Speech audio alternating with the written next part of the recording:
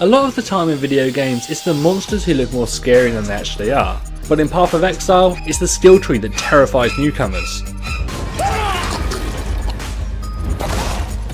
I'm ASCII and I'm here to tell you everything there is to know about the skill tree. Every character in Path of Exile has access to the same passive skill tree, and essentially it's a very large network of buffs and attribute increases for your character to make their way across. It does not give activatable skills. These are required for the gem system. The skill tree instead gives passive increases to damage, defense, evasion and so on. Each class starts out in a different section of the tree, and this area tends to have attributes and skills that are the traditional focus of your class. So rangers have lots of nodes that improve bow attacks, and witches focus on magic attacks.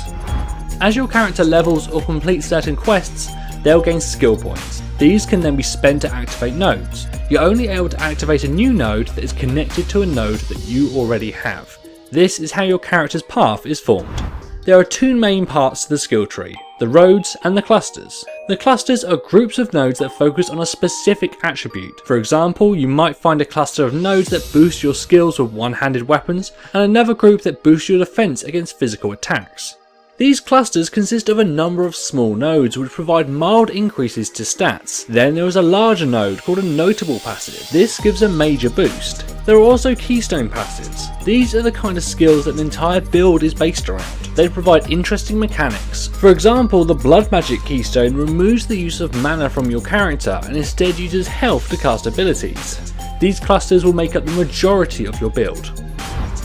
Now, the roads will let you get across the skill tree faster to access clusters in another section. So if you're building a marauder who you want to use a bow with, you will start out in the strength section. You'll then use the roads to progress to the dexterity section, and from there be able to select notable and keystone nodes located in the clusters. So the too long didn't read of this is that roads will move you across the tree quickly and provide attribute boosts. The clusters will give you specific increases to things like bows, one-handed weapons or defense. So that's how the skill tree works, but what does this actually mean for the player? Well, essentially any class can acquire any passive skills, and along with the gem system they can also acquire activatable skills that wouldn't traditionally be part of their playstyle. What this means is that the number of possible builds for any class is huge, opening up playstyles that wouldn't be possible with traditional class archetypes you find in most games.